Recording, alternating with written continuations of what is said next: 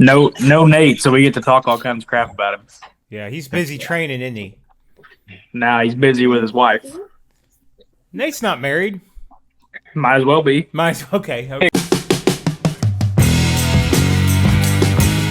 Guys, what's up? Welcome to Soil Cycling. I think we're on number 18. I'm Matt Gulson. I got the one and only Gabe Arnone.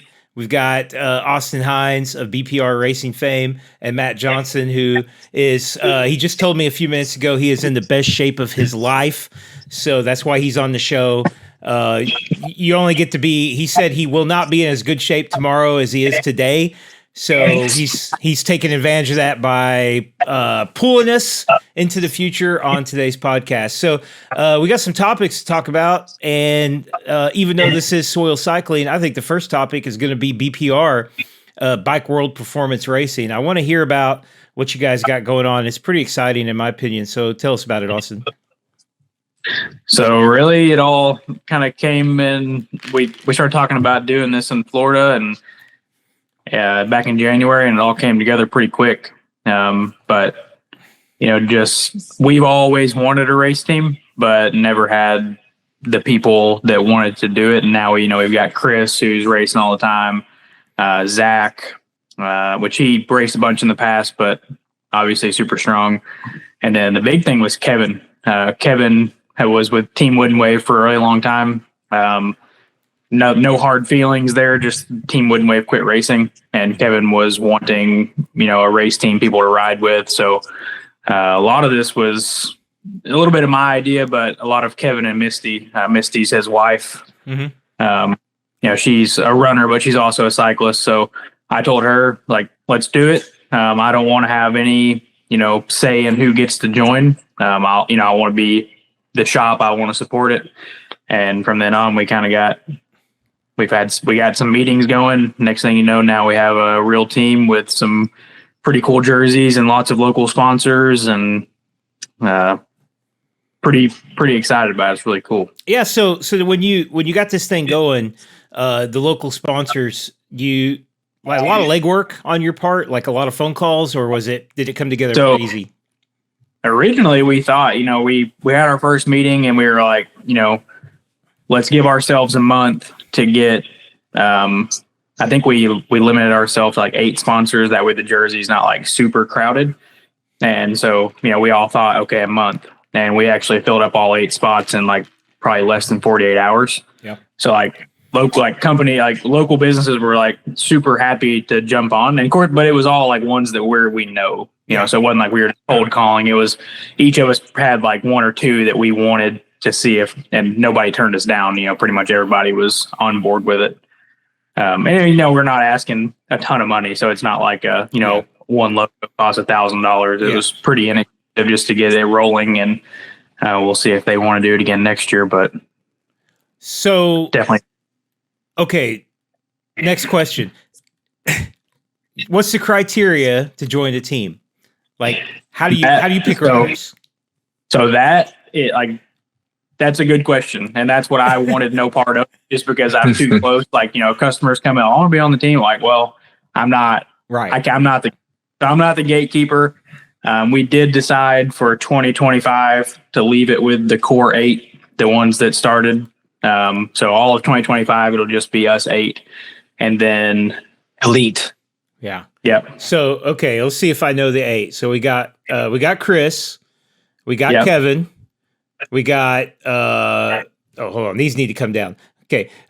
We got you, we got Zach. I can't make my fingers do that. Misty. Yep. Okay. So there's 5. Nate, did I count Nate? You didn't count Nate yet. So that's 6. Yeah. So who's the other 2 on the roster? Isaac Mittendorf. Oh, Isaac. Yeah. And then we have Brooks. Oh, Brooks Wolf. Yeah. Yeah. You got a cool nickname for him, like the Wolf? You should. No, I've got some nicknames for him, but they're not podcast certified. All right. Before we move on, anything else you want to talk about? BPR? Anybody? Oh, you asked about the criteria. So 2026, we'll open it up, to people that want to put an application in, but I have absolutely zero idea. We do want to grow it. Isaac footed the bill for the first round of helmets and decals. Oh, sweet. So that will probably that will be, if you want to join, like you put, if you want to join, you'll be responsible for paying for your helmet and your wrap. And then so it's not really I guess it is kind of like a fee, but you are getting a discounted helmet that, so it's not like you're paying for nothing. But that's other shops have sold like jerseys as a way to join the team. And then the requirements would be like, show up to 3 events in the jersey, registered as a team member. And then they have like monthly team dues or yearly team dues.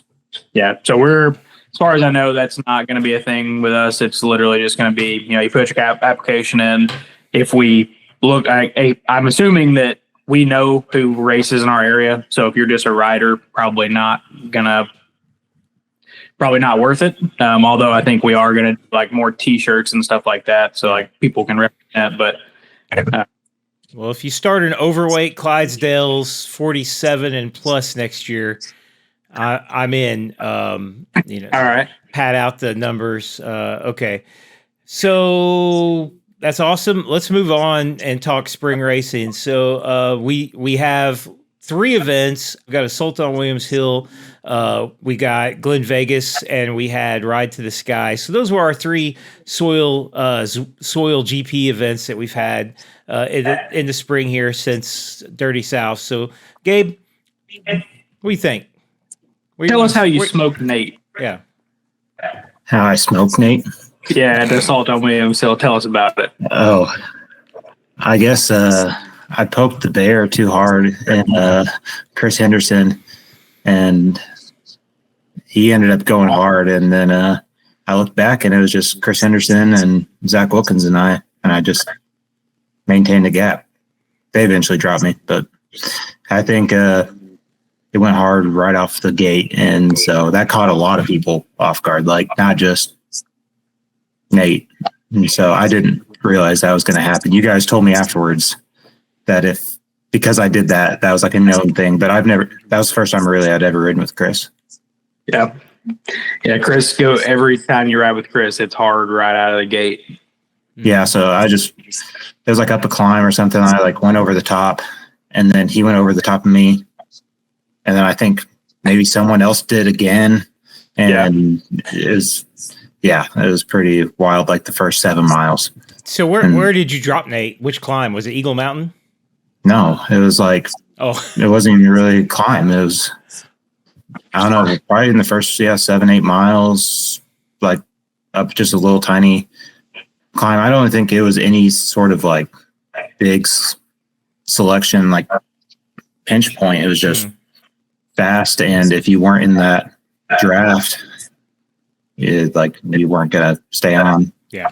And probably I was feeling good that day. And of course, Chris and Zach were probably in reality the strongest riders. And then, probably there's 4 or 5 of us similar strengths. So then I was just lucky and got on that, or I was up towards the front to be able to be on it. So, and then you maintained the gap for the rest of the ride, right? Yeah. I got without a draft, right? I got dropped Eagle Mountain. At the top of it, I was like probably 100 yards back from him. I could still see him. And then Justin caught me on the backside of Eagle Mountain. Him and I worked kind of together. And then Kevin caught us at the top of Williams Hill. And I don't know.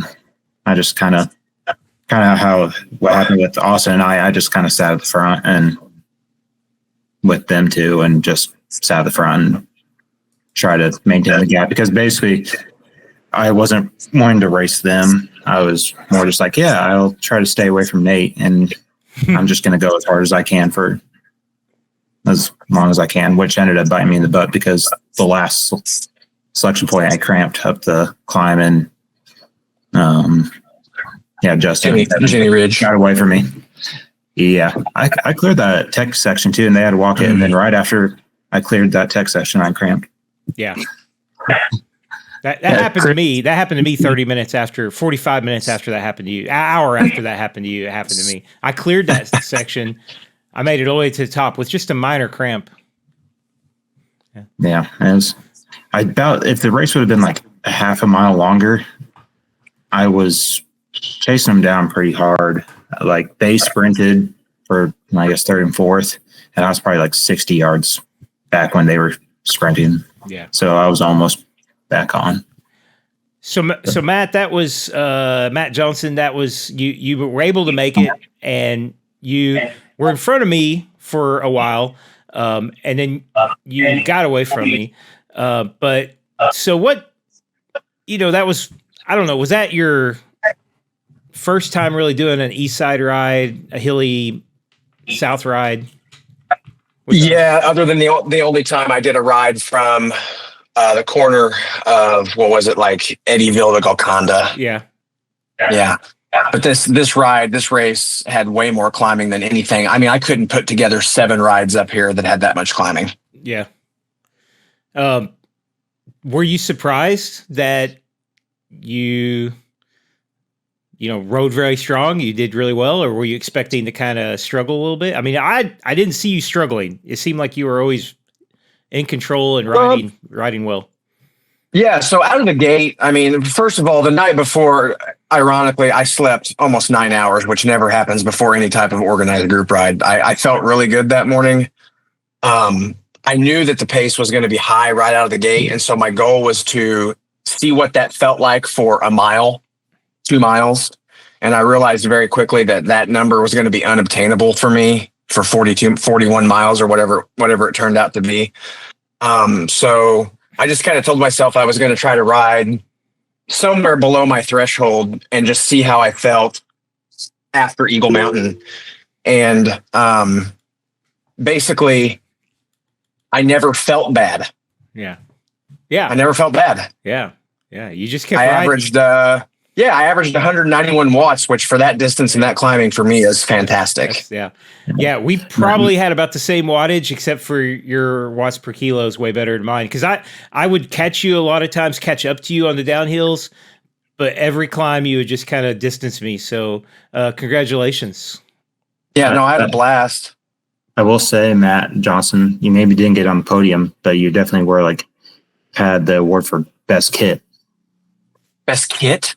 Mm-hmm. Oh yeah, the Rafa kit. The Rafa kit. I remember that. That's just a used jersey, man. You're the most stylish of all of us. Yeah. You would have been okay on the cycling fashion Reddit. You would have fit in there. Right. /fashion r/cycling fashion. Yeah. Okay. You would fit in there. No. Well, you looked good. You looked the part. I appreciate that.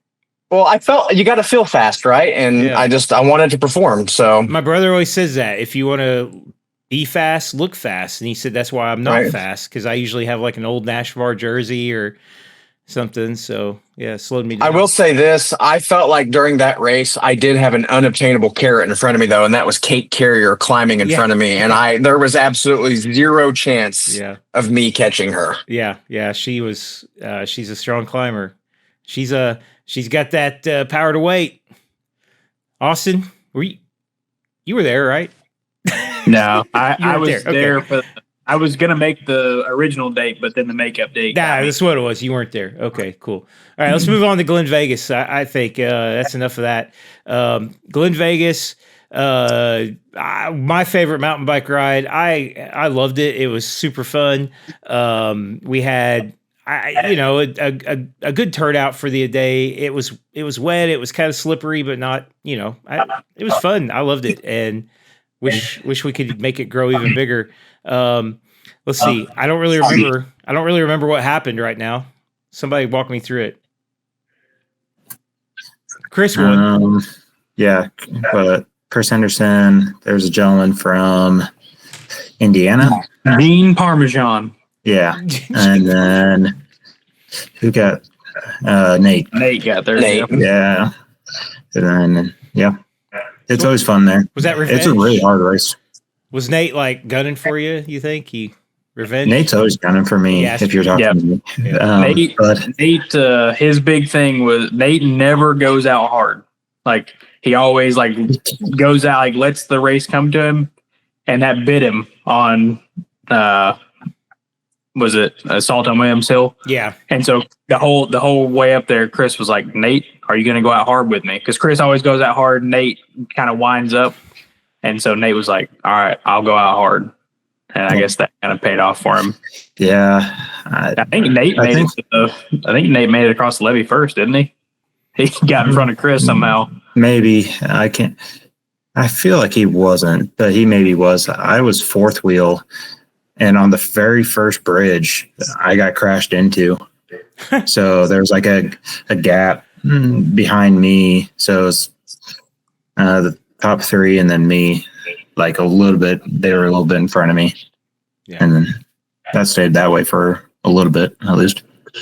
But I don't know. That's a really tough race. That's like maybe the hardest mountain bike race you can almost. It's super fun. And I don't want to dissuade people from coming, but that's a mountain bike race. Yeah. The kids race was legit. Yeah. Yeah. How was that? Did you have fun doing that? I did. I had not that you were in the kids race. You were volunteering for the kids race. It was really fun to watch they ride so chill. Like nobody wanted to pass anybody. It was literally just single file. Yeah. Right. No, you guys are racing, right? Go. That's awesome.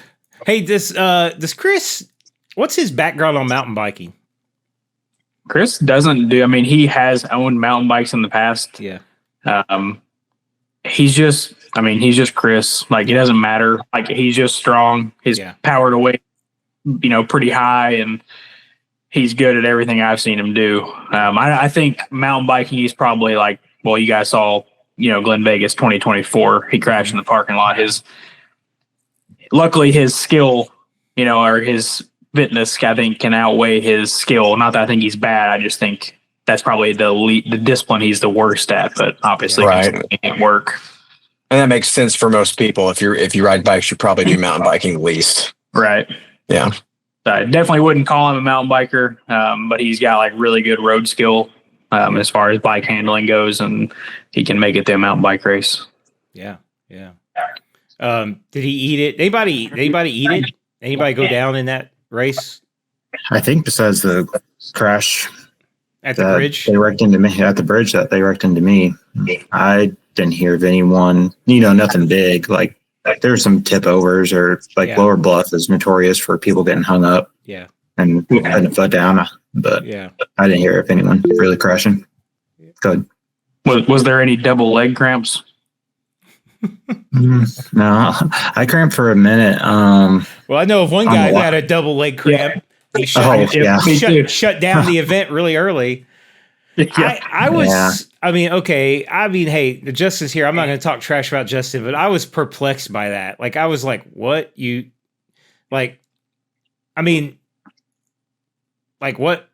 What? You just you're just going to stop and just sit there? I mean, he could probably take 15 minutes off, massage his legs, drink a couple drinks, and catch me and catch half the back of the field.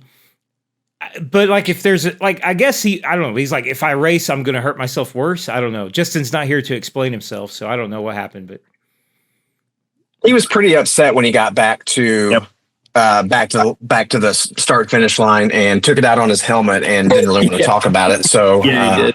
Yeah. Well, he looked when I went up Fred's run and he's standing there. He's like, "Hey, Golson," and I'm like, "What do you?" I thought, oh, he's had a bad. I thought he's something bad's happened, or more than likely, I thought his bike blew up because that's happened a few times too, and plus it's Glendale, so that could.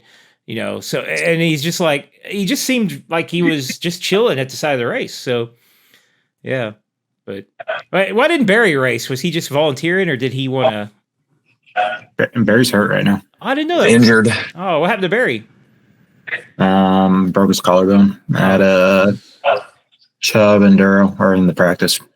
Yeah. Shout out to Barry though. He not only did he do it with or come hang out with a broken collarbone, he cleaned up the course with a broken collarbone. Yeah, yes. Yeah. I didn't know. I thought he was just volunteering.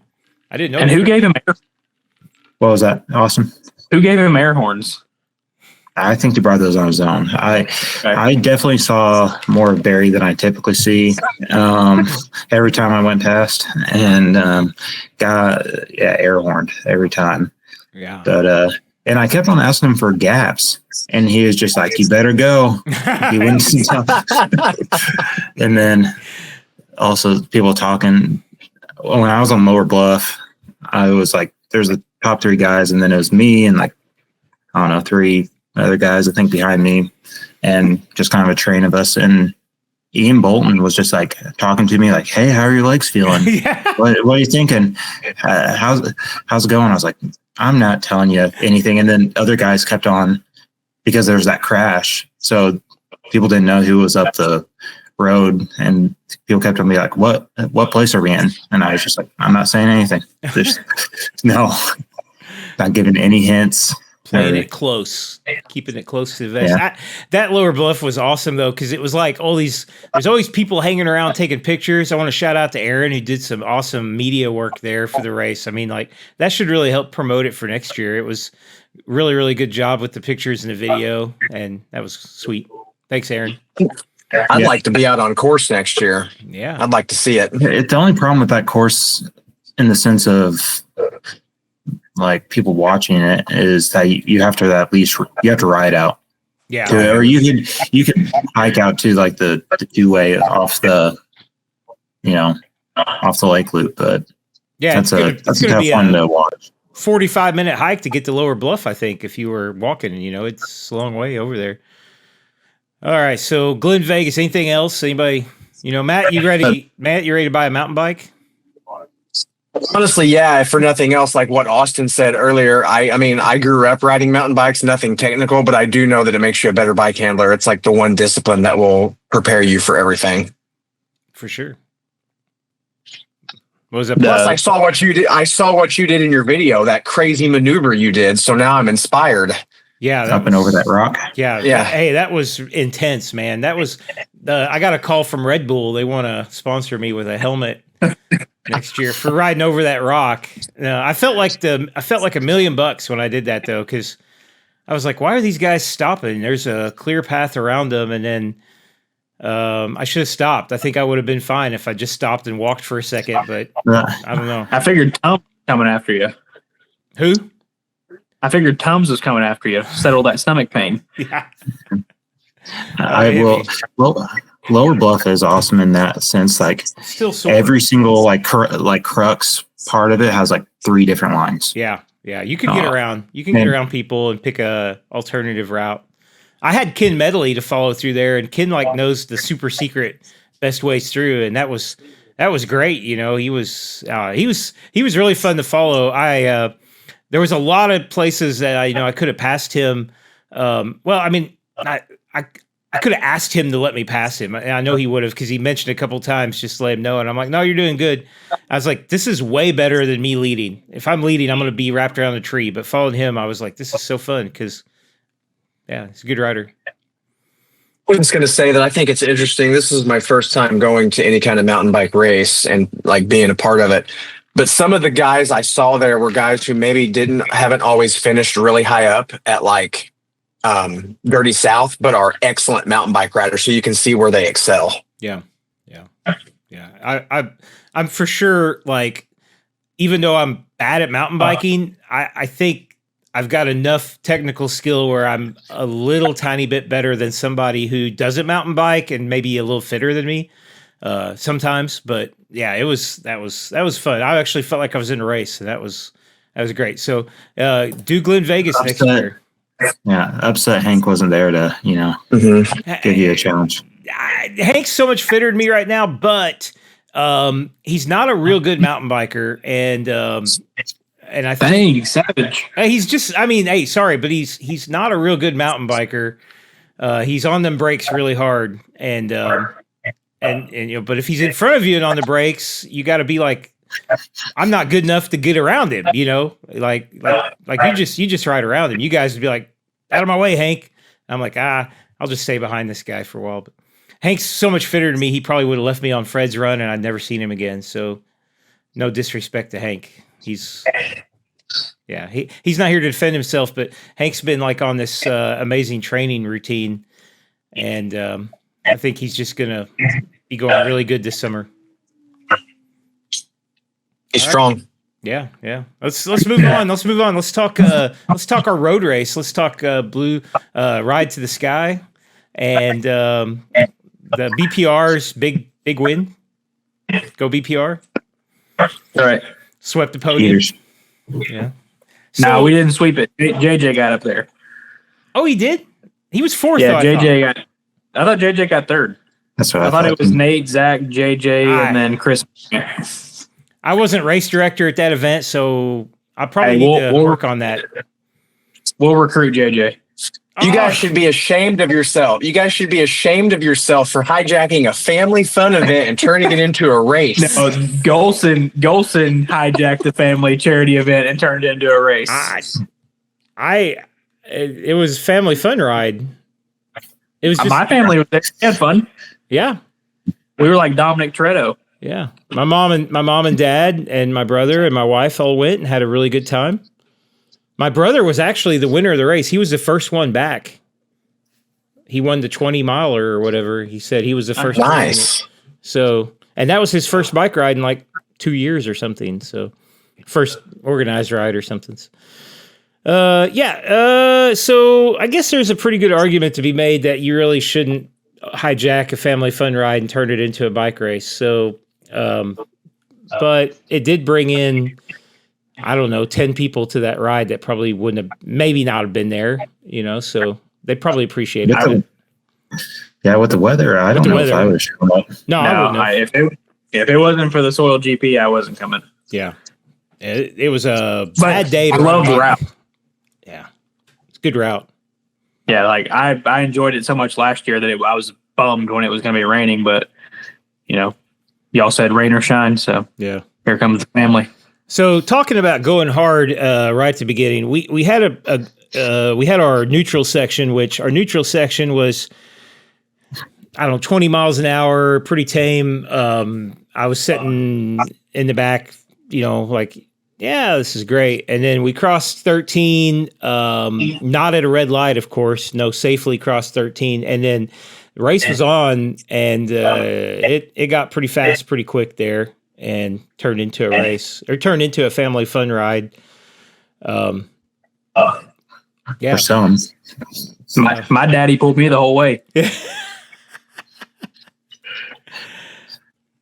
Yeah. Dave, did you ride the Athos? Mm-hmm. Yeah, I was on Athos. I was not on a race bike. Yeah, why didn't you got a tarmac, right? Mm-hmm. You don't have a tarmac? I just have the Athos. Okay. Justin's got a tarmac. Mm-hmm. The SL8. Yeah. No, he has an SL7. Okay. Okay. So what was up with the Pirelli tires you guys were using? I saw you guys. It's a big thing. Pirelli treats us really well, and Continental doesn't. Mm-hmm. I think the GP5000 probably is the best road tire, but there's no margin on it. Yeah. And the Pirelli is marginally worse. So I pushed Pirellis really, really hard at the shop. Yeah. Instead of GP5000s, and Chris switched over to Pirellis, and he would get like one flat a month and cry about it. And so I was like, we're done. Like, you go back to GP5000s. Nate never switched. So now it's like a constant thing. Like, it's GP5000 versus Pirelli. And as much as I wouldn't mind going to GPs, I've ruined, like, I can't. If I went back to a GP5000, my name would be trashed. Well, speaking of flats on a GP5000, I flatted a GP5000. Yeah, hey, so did Grant. That's what happens when you ride a 3-season-old tire, Matt. Yeah, those are probably GP2000. He's got the 4000s on there. They were 5,000s, but I wore 3,000 off. The wear indicators looked good. They looked good.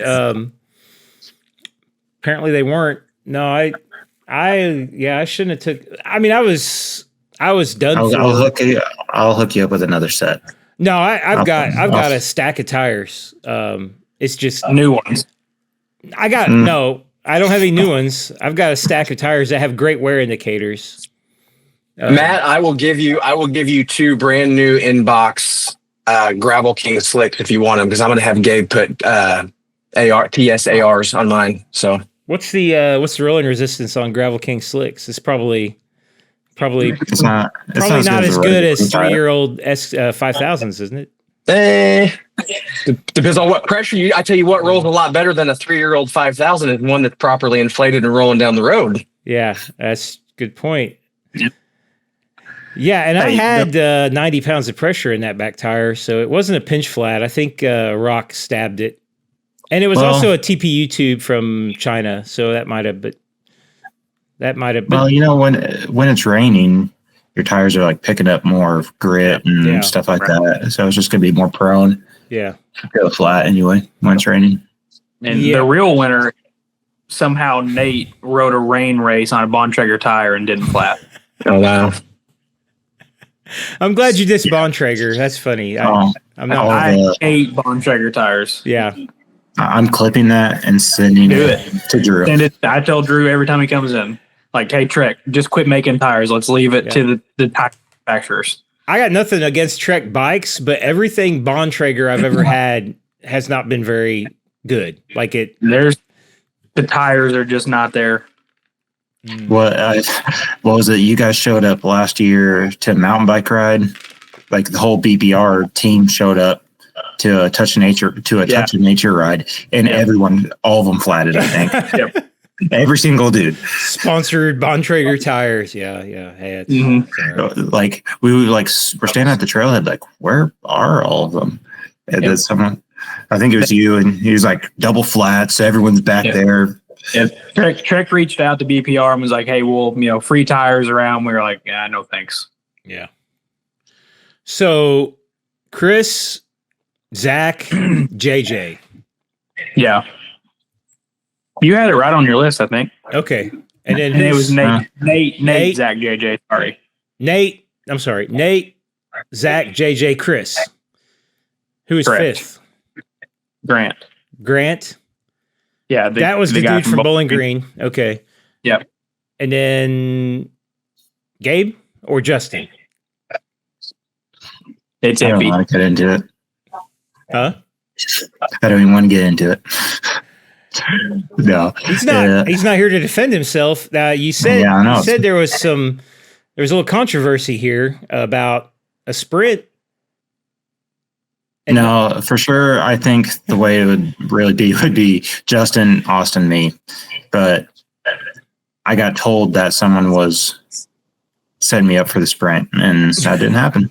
Oh, okay. It wasn't me.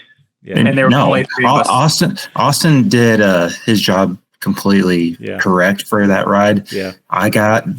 We both got dropped. Could you have stayed on, or were you just meant to mark me, Austin? I was told by Nate because they're all I can ride with them, but they're all stronger than me. So it wasn't like I was going to help them. Mm-hmm. So I was told if we break away, you stay with that group, and then if they bridge it, just go with them and meet back up with us. Yeah. And so that's kind of, and I think I could have went, but I would have drug you along, so there was no purpose. I felt like, and maybe I did what Nate did at Salt Williams Hill. I let that gap open, and I shouldn't have. I probably could have stayed on or went really hard and got back on, but potentially. I didn't know how I was feeling. So I thought Grant was going to pull us both back up there. Yeah. You got on his wheel for a second. And I was like, oh no, here we go. But maybe if I would have dug, I could have got back on. But basically the rest of the ride, Austin did correctly. I sat on the front and he sat on my wheel and just talked to me. And we rode in together. Yep, Daddy pulled me around.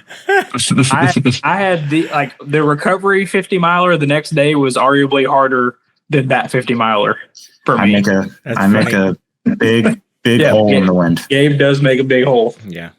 That ride turned into, once I got dropped, I was like, I've been kind of struggling with stomach stuff, like trying to take in the right amount of fuel and going hard. So I was like, I'm just going to go hard and taking the fuel I'm supposed to. Like, I know I'm not going to catch the front group, but I'm not racing Austin. He's not in the GP. Right. So I'm just going to ride it like it's a breakaway and see what I can do. And I hit like all PRs and stuff like that. So I'm happy with it.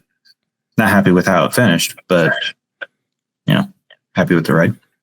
So I feel like Team Bike Surgeon, we need to have like a meeting and get together and talk strategy and, a little bit like how to set up, some things. 'Cause we're behind on that right now. I can tell.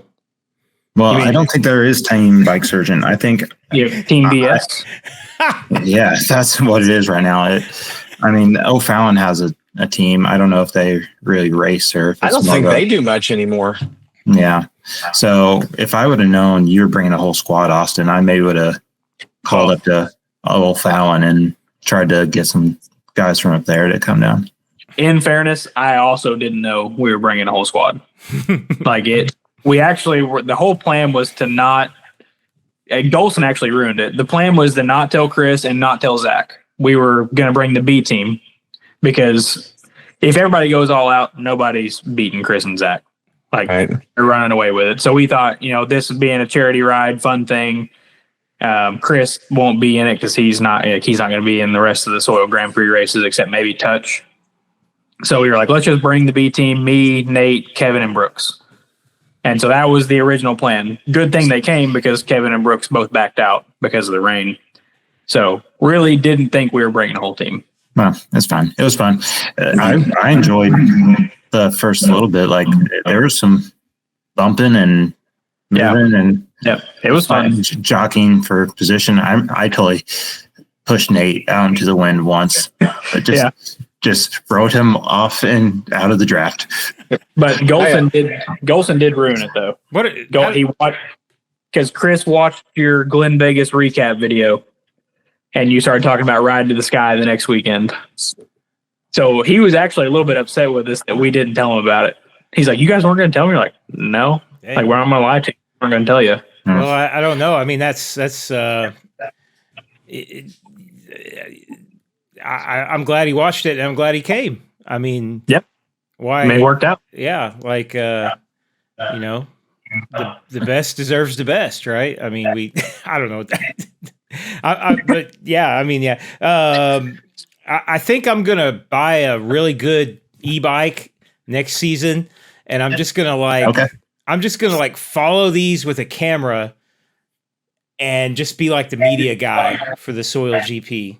I'm going to drop out of the fat old man's position, and just be like media promoter, cheerleader, whatever we need to make it even bigger.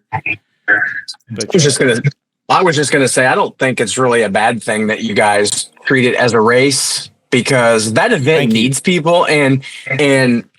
Matt, you can probably remember, Gabe probably remembers, it's been a long time. It's a long time since Southern Illinois has had any kind of established road events. Like the Greater Egyptian Omnium has been gone for I don't even know how long now. Yeah. Since 16. Yeah. Almost 10 years. So, I mean, I love road cycling. It's at the heart of the cycling that I like doing the most. And so, I'm sad I didn't get to go. Well, I always had this thing I used to do. Luke Reagan started it. It was a long time ago. We called it the Triple Crown of Family Fun Rides. And it was who could win Superman, who could win Tour de Corn or whatever, whatever family fun rides we went to. Like I used to go to, like one time I went to Superman. I'm like, I won. He's like, how do you know you won? I'm like, I just know I did because nobody was in front of me. And he's like, you don't know. And I'm like, I do. I'm the winner. He's like, it's not a race. And I'm like, I don't care, man. I won and just shut the hell up. And so anyway, the only problem with it, like from my point of view, is that it was impossible to really, for me, like to figure out, like, besides you guys who knew who in what order, it's like, because we had the segment, but then I don't know how correct that segment was, and like some people were on Yeah, if you started behind, on the segment and then you finish, like that can affect it. Yeah. It only works for like people that have like big separation. If you're in a group, Right. Yeah. You have to just know who you came in with.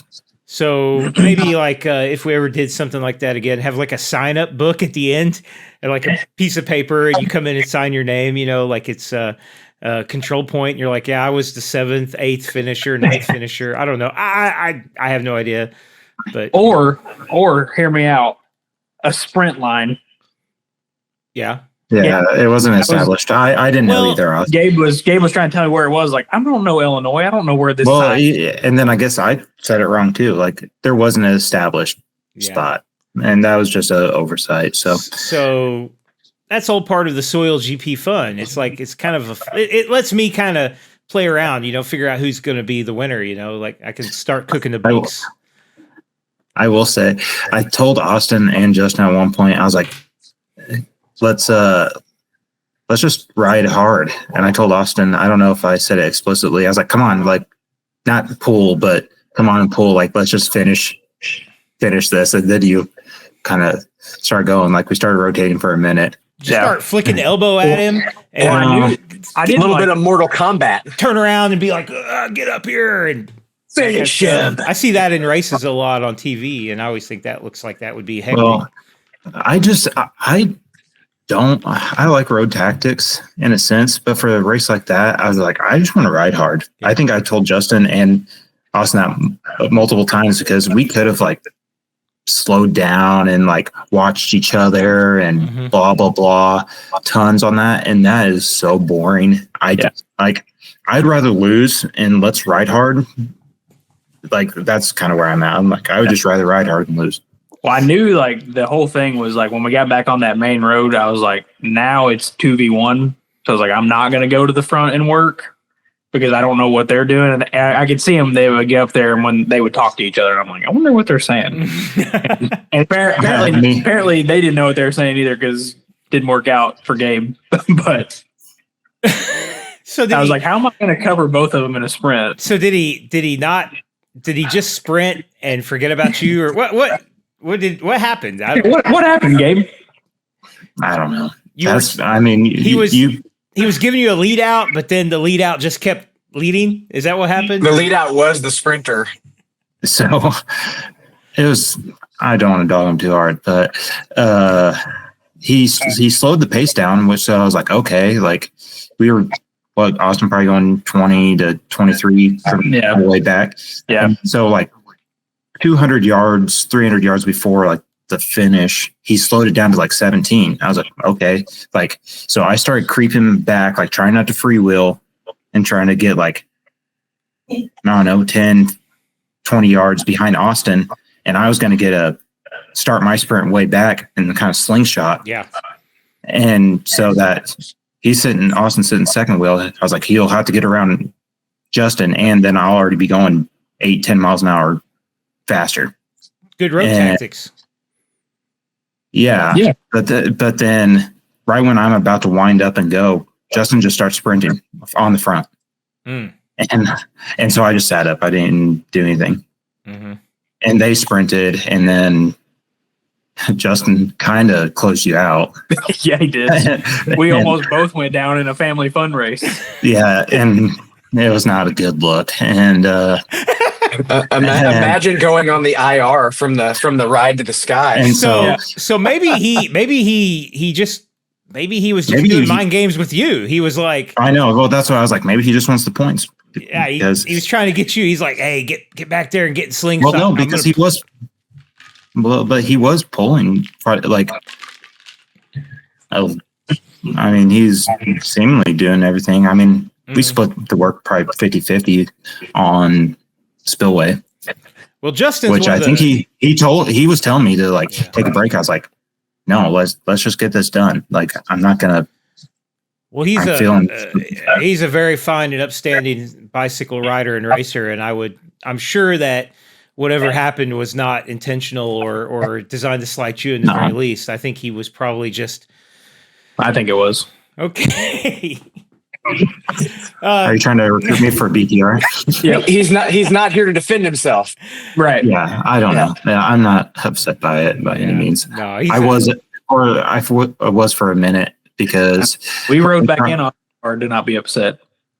oh yeah, he was like, we're dropping Justin. Like I went hard up that climb on the other side of 13, or we all kind of did, and then I was like, no, I'm just gonna keep riding hard because I still have nutrition. Like just keep riding hard. Matt was talking about the the history of bike racing, a little bit in bike races. I saw recently somebody from Bike World posted the old, I don't even know that there used to be a race that you guys had at LBL, a road race. I went to that road race when I was like a junior in high school. I was 17. I went to that road race at LBL. I raced in citizen category and against two guys that looked a lot like Chris Henderson. Citizen was what they used to call Cat 5. Now they probably didn't look like him. They looked a lot like Ian Bolton, if I remember right. They were very little, tiny little guys. And that I don't remember the course. I don't even know where it started or where it finished or anything about it. I just remember we went a short distance and climbed a big hill and I never saw him again. And but that was cool. And it made me think, you guys ought to get a race of some kind going. You got the Isn't there a big ride down in Paducah, a big race, Misaligned Minds, or is this? Am I thinking wrong? That's another family fun ride. Okay. We got stroke ride. You should just start calling these things like fondos. Yeah. And actually have a time category. Yeah, registration. Go figure. I don't know if it's that simple. It is. Can you just call it a fondo and say it's not a race, it's a fondo? But yeah, no, I'm pretty sure that's. I mean, you have to have insurance and stuff. Well, probably a little bit more doing that anyway. But you do anyway. But as long as it doesn't go through other spots, I don't think you'd have to pull permits. It's just not sanctioned or anything different. Speaking it's not a race. It's Speaking of family fun rides, Matt, do you remember the ride that we met on 15 years ago? Maybe. Oh, the Kiwanis before it went belly up. Yeah. That was when there was 25 people from the Continental Cycling Team. Yeah. It was pretty impressive. It was like they had a legion of guys in Continental jerseys, and it was really funny because the guy that was leading that group was like a drill sergeant. Like he was riding Doug Van Gilder. He was riding up and down the pace line, yelling at people like you're going too fast. You're letting the gas open. And me and my friends were like, we're out of here, dude. But yeah, he was cracking us up. We were like, oh yeah. He was kind of blowing our mind. He came to the very first Dirty South. Is he still around? Because I'm going to talk trash on him. No, he moved out. The county cycling group is no longer. He moved out east, and that all kind of absolved 5 or 6 years ago. Yeah, so this guy, the drill sergeant guy, who was riding up and down the pace line, enforcing an 18-mile-an-hour pace or 20-mile-an-hour pace, and screaming at people who were going too hard or going too. Anyway, he came to the first Dirty South ride, and he got dropped not even he got dropped in the parking lot. He got dropped before he even. But anyway, Doug, you were really entertaining that day. If you ever find this or whatever, you cracked me up. You were the drill sergeant of Continental Cycling. Isn't there a Doug Vicker now? That's Doug McVicker. Yeah, not the same guy. This was Van Gelder, I think. But yeah. Yeah. Okay. Yeah. He came to the first Dirty South ride. It was 45 degrees, and he was wearing a full face mask, and then he couldn't breathe, and he's like, oh, and then he died in the parking lot or something when we took off. I don't know. Anyway. But he was a good leader. He was a strong leader, but he had a team of 25 riders. That's something. That was more than I could say. So, yeah. That all got started because the plant superintendent for the Mount Vernon plant was a huge cyclist. He's still into it like crazy. He gave me a jersey. Yeah, everyone got a jersey that rode. And I wore that jersey. I wore that jersey when I won the last Geo Cat 5 race. I was on Team Continental for a Nice season. Yeah. Woo. Yeah, you have the bike surgeon jersey too. It doesn't fit. I'm too fat. Like I can get it on, but it's just it lacks mobility, and I'm afraid I'm going to tear it. I'm working on. I did some core exercises before we podcasted, so I should be maybe in a week or two. Hopefully, be down to. I'm hoping to wear that for summer. I'm going to wear that to Tulsa for Tulsa. Is that a bike to the surgeon jersey? Because those are sick. Yeah, it's a pretty cool jersey. It's like, one, Yeah, it's I like one like of the best those. local cycling Yeah. I've seen. It's the coolest jersey I've got for sure. Yeah. Now I gave you a bright yellow jersey. And it too does not fit. Oh no! But I can wear it. It's just, See, do you like your jerseys to fit like all the guys that bought that Nash bar jersey? You're saying I like I like The sagging pocket. the sagging pockets. I like a Yeah, 95. I like a 95 Nash bar jersey with a lot of room. It kind of fits like a hockey jersey. You can wear shoulder pads under it. The pockets, like, they're easy access because they're so stretched out. Like, you could fit 3 hands back there. And I don't want that tight fit. I'm just not that kind of fit for me. I'm not that kind of body.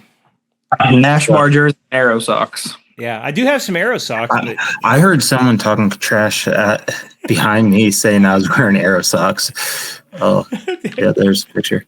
hey, Is that what I was wearing that day?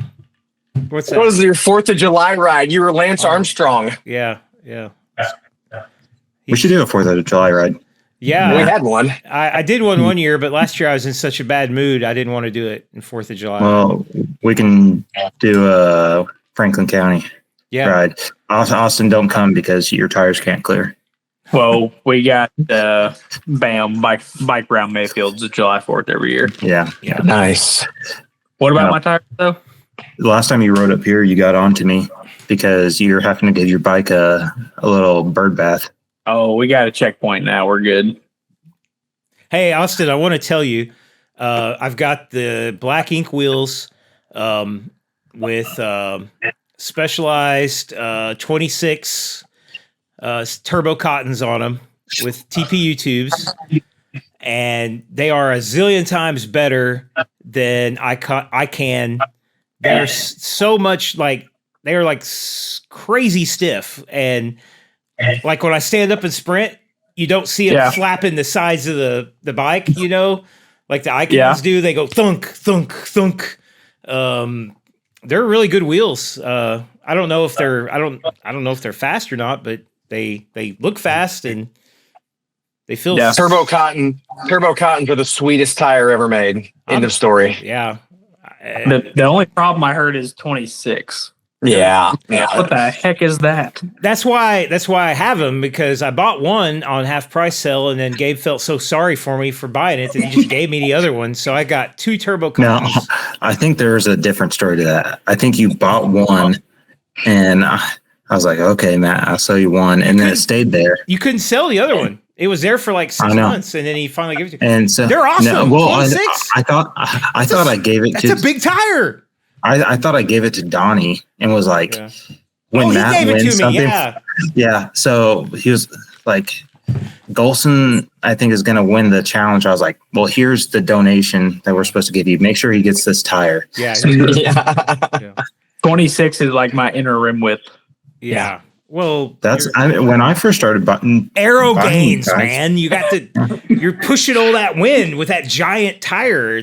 You need skinny. I'm going to do a video. I got an idea for a video. I've got my old bike, my old Klein. I'm going to put 23s on it, and it's got open pro wheels. And then I'm going to do like this Super 6 with the 26s. And then I'm going to do a gravel bike, and I'm going to ride a loop with each one at the same effort and see what the difference is. Because I don't think there's going to be any difference. I think they're going to be the same. Well, you gotta ride for at least an hour, so the 23s will beat you to death. I don't want to ride that. I don't want to ride them that long. 23s are great though. If you put 110 pounds of air in them, it's so fast. It's like and they sound like a shotgun going off when they blow up. Yeah, you hit a bump and you go up in the air and you're like, yeah, I'm riding fast now. I was faster back when I rode 23s. Matt, you rode one of my gravel loops up here, that chunky fire road I took you on some seriously slim wheels. Yeah, and I dropped you. You dropped me. Yes, you did. But that was before you like started training, I think. I mean, maybe. Yeah, I think that was a year ago. And Yeah. I was like, what? Ooh, yeah, that was a chunky road, but like it wasn't that bad. It wasn't like super chunky, you know, but it was good enough for 25s could handle it for sure. Hey, let's wrap this thing up in a minute, but let's talk real quick about the rest of what's next. What's everybody got going on next? I did a crit last night. Really? Yep. Where at? Nashville. Oh yeah. Sketchy. Yeah, sweet, man. Is it the Music City? Yeah. Okay. Where are those at? What's the venue? What's the course? Nashville Motor Speedway. Okay. And I think USA Cycling changed something like 3 weeks ago where you have to start Cat 5. You can't just go right into Cat 4 anymore. Mm-hmm. So I raced with the 4.5s, but it started raining like 5 minutes before the race, and it was the double one course. And it, by like not racing a crit and then like having the rain and then, all these people you don't know. I had marked a guy that won the Cat 4-5 race last week, and my plan was just wherever he goes, I'm going with him. And so that's what I did. I just sat behind his wheel. He was first, I was second. We rode 4 laps like that. And then we came around a 180 and he just lost it. Like bike totally slipped out from underneath him. He went sliding one way, bike went the other way. Barely avoided it, but I had to get on the brake, so I got past. And then you can kind of tell who's a 4 and a 5 with their bib number. So then 2 Cat 4s passed me, so I was like, all right, I'm just going to go with them. Like I'll just ride with them and we'll do that. Like 3 or 4 more laps go by. I'm in second behind a Cat 4 dude. Same exact corner. Same thing happens. Both tires just let go. And were they bike Traegers? I think they were both GP 5000s. Okay. Oh, man. But I think I ran over his hand. Like I couldn't avoid him all the way. But like I have an action camera and I am kicking myself for not putting it on my bike. Yeah. Because both times the dude went down and we made eye contact. Like he was looking up at me and I was looking down at him as he was sliding off the pavement. Wow. But there was so much going on that like the rain and that happened, and I never once looked at a lap card. So like I was like leading up until the final sprint, and then 2 dudes sprinted around me. And I rode back up to them and I was like, all right, I'm gonna hang on their wheel. And then we go across the finish line and make the turn, and they just quit pedaling. I'm like, what are we doing? And they're Did like, you not hear a bell? Like, Did they not ring a bell? No, I didn't. I was so laser focused on just trying not to crash in the rain that I couldn't hear anything, didn't see anything, didn't even know I podiumed because I didn't know the race was over. Yeah. So I ended up getting third, but I mean, didn't know a single thing what was going on. Yeah. That's wild. So you just rolled into Nashville and got third in a crit. A Cat 5 crit. Cat 4. Yeah, it doesn't matter, man. 4-5. Doesn't matter. Yeah. It's That's more impressive. prestigious than a family fun ride. Yeah. That's better than 12th at Assault on Williams Hill. Nate and Chris ended up racing the Pro 1-2-3 race. And just because Nate, if it was a 3-4 race, he probably would have tried like to win it. But being a Pro 1-2-3, dude, Nate was attacking everybody. It was hilarious. And he stayed with the lead group. Like I think there was like 30 something of them, and he finished 13th, and Chris finished, I think, 8th. But there was times like, because they raced for a whole hour, there was times that Nate would be like 300 feet off the front by himself, like for a couple laps, and then he'd make another break, and it was hilarious. As a bigger guy who's done a few crits, I think I probably can guess why that happens, because like it's really easy to just suddenly find yourself in front of a bunch of people, like after a corner or something, you're just like, and you're not even trying, and all of a sudden you look around, you're like, where'd everybody go? Of course, that doesn't last very long for me, but you got so much more momentum, that oftentimes you're like, and Nate's down a lot.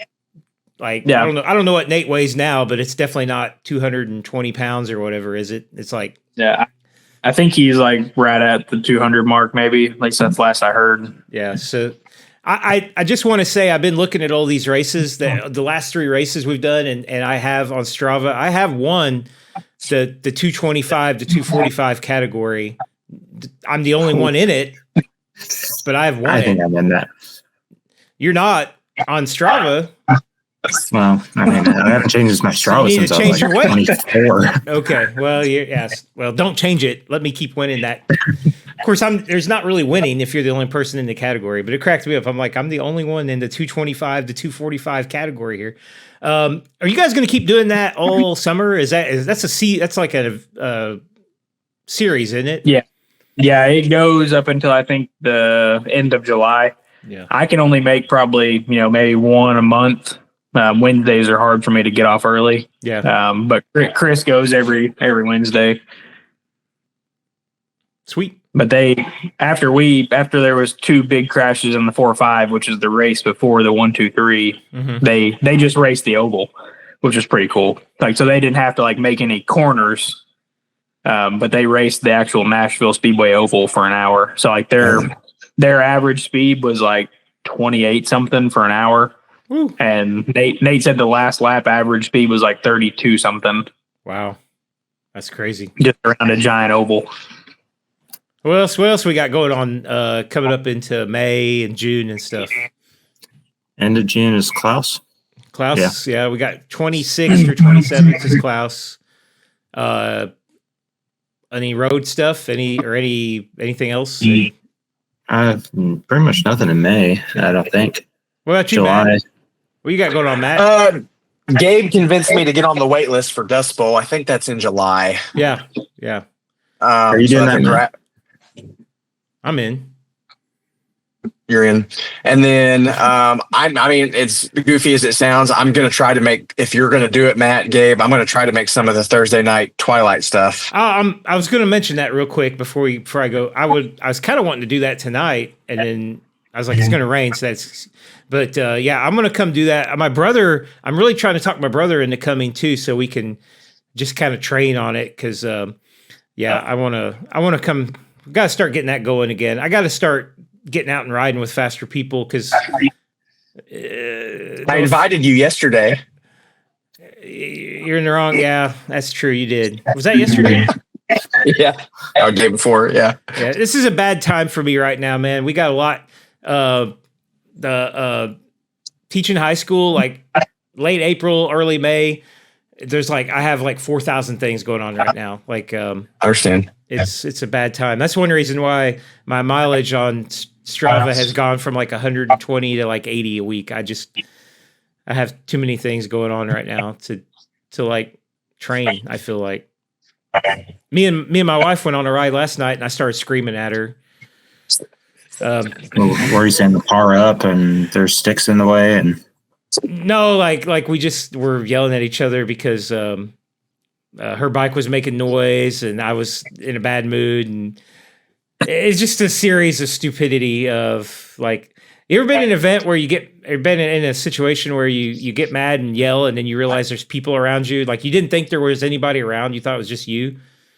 Happens at work every day. And then you realize there's a guy stops and he's like, "Is everything okay?" And I'm like, "Yeah, I'm fine. Sorry, sir. I'm not abusing anyone. I'm just really mad at this bike." That's enough information. Let's wrap this up, guys. I'm going to Tulsa for the Tulsa Tough Fondo June something. And I'm going to get to see the races. I'm really excited to see the races. I'm going to look for you on Crybaby Hill. Yeah, I'm hoping to be there. So that's going to be really exciting. Okay. Hey, when's the stroke ride in Paducah? Is that the next ride? Is that in June? I think it's July. I don't want to say it's it wrong. In July? It's in July, yeah. Okay. Cool. All right. Well, I guess that's it, guys. Thanks for joining me for the podcast. That Barry guy, that's Barry with Parks Plumbing, right? What you were talking about earlier? Yeah. With the broken shoulder collarbone? Barry Yeah. Parks. Yeah. Parks Plumbing, best plumber in Southern Illinois. Oh yeah. We got to do a call out for them. I forgot. Yeah, He's plugging it, sponsored. man. Yeah. Sorry, I'd forgotten. I'm a little off. Like I said, I'm stressed out. Barry Parks Plumbing, freaking awesome. And they also provided, like, I don't know, it wouldn't be a preem, but the money for the segments at Glendale. That's awesome. That's awesome. Got me a free T-shirt. Woo! Yeah, Barry Parks Plumbing, #1 plumbers in Southern Illinois. All your plumbing needs. Those boys can lay some pipe. They can lay some pipe. And all right. Goodbye.